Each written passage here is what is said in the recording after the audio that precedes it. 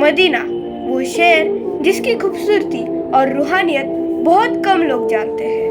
السلام علیکم ورحمۃ اللہ وبرکاتہ۔ ہم اس مقدس شہر مدینہ المنور کی بات کرنے جا رہے ہیں جہاں رحمت عالم صلی اللہ علیہ وسلم کا روضہ انور ہے۔ آئیے اس کی کچھ ایسی روحانی اور پیاری باتیں جانتے ہیں جن پر عام طور پر کم توجہ کی جاتی ہے۔ رسول اللہ صلی اللہ علیہ وسلم نے مدینہ کے لیے دعا فرمائی اور اس کی ایک خاص برکت یہ ہے کہ مدینہ میں طاعون یعنی وبا اور دجال داخل نہیں ہو سکتے۔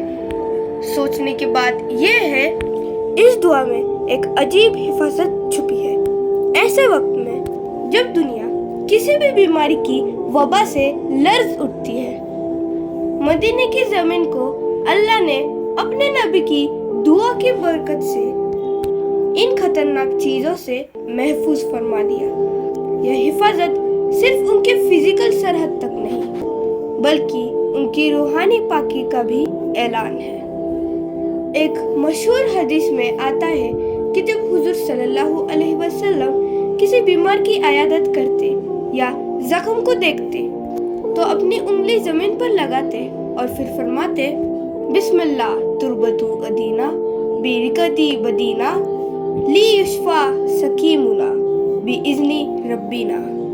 غور کریں، یہ کوئی عام مٹی نہیں، یہ وہ مدینہ کی مٹی تھی جس کو نبی صلی اللہ علیہ وسلم نے اللہ کے نام کے ساتھ جوڑ کر شفا کا ذریعہ بنا دیا۔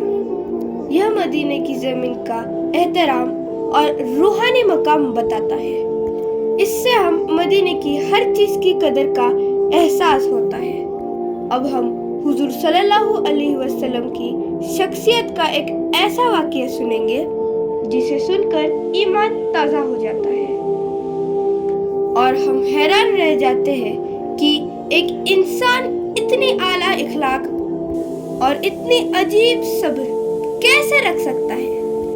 ایک صحابی رسول زید بن ثانہ جو حضور صلی اللہ علیہ وسلم کے نبوت سے پہلے کے وقت میں یہودی تھے، وہ بتاتے ہیں، میں نے نبی صلی اللہ علیہ وسلم کو ایک مقرر مدت پر کچھ کھجوریں بیچی تھی، لیکن مجھے پہلے ہی پیسوں کی ضرورت پڑ گئی۔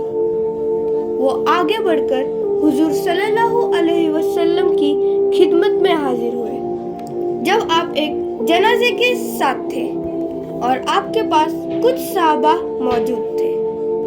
زید بن ثانہ نے بہت سختی اور بد اخلاقی سے نبی صلی اللہ علیہ وسلم کی چادر کو زور سے کھینچا، یہاں تک کہ ان کے گردن پر نشان پڑ گیا اور انہوں نے غصے میں کہا، اے محمد، میرا قرض ادا کرو۔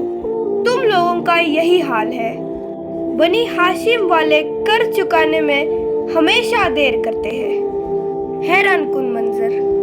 حضرت عمر رضی اللہ عنہ کو یہ سن کر بہت غصہ آیا۔ انہوں نے تلوار نکالی اور کہا، یا رسول اللہ صلی اللہ علیہ وسلم، اگر آپ کا حکم ہو تو اس گستاخ کی گردن اڑا دو۔ لیکن محمد صلی اللہ علیہ وسلم نے مسلمانوں کے سردار کو روکا اور ایک مسکراہٹ کے ساتھ حضرت عمر رضی اللہ عنہ سے فرمایا، عمر، تم نے اس کو اچھی طرح قرض ادا کرنے کا کہنا چاہیے تھا اور مجھے اچھی طرح ادا کرنا چاہیے تھا۔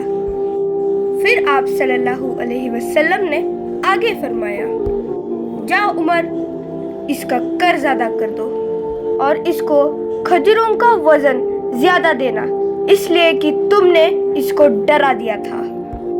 نتیجہ، زید بن ثانہ حیرت سے دیکھ رہے تھے۔ وہ اس لیے آئے تھے تاکہ نبی صلی اللہ علیہ وسلم کے صبر اور اخلاص کو آزما سکے، کیونکہ انہوں نے پرانے کتابوں میں اس صفات کے بارے میں پڑھا تھا۔ یہ نرم لہجہ اور یہ عظیم اخلاق دکھاتے ہیں۔ زید بن ثانہ فوراً وہیں پر اشہدو اللہ الہ الا اللہ واشہد ان محمدًا عبدہ ورسولہ پڑھ کر اسلام قبول کر لیا اور کہا یا رسول اللہ صلی اللہ علیہ وسلم، میں صرف آپ کی نبوت کی علامت کو آزما رہا تھا اور وہ مجھ پر ظاہر ہو گیا۔ یہ ہے مدینہ کی روحانیت اور ہمارے پیارے نبی صلی اللہ علیہ وسلم کے اخلاق کا عظمت، جس سے ایک دشمن بھی ایک لمحے میں دوست اور پھر سچا مومن بن گیا۔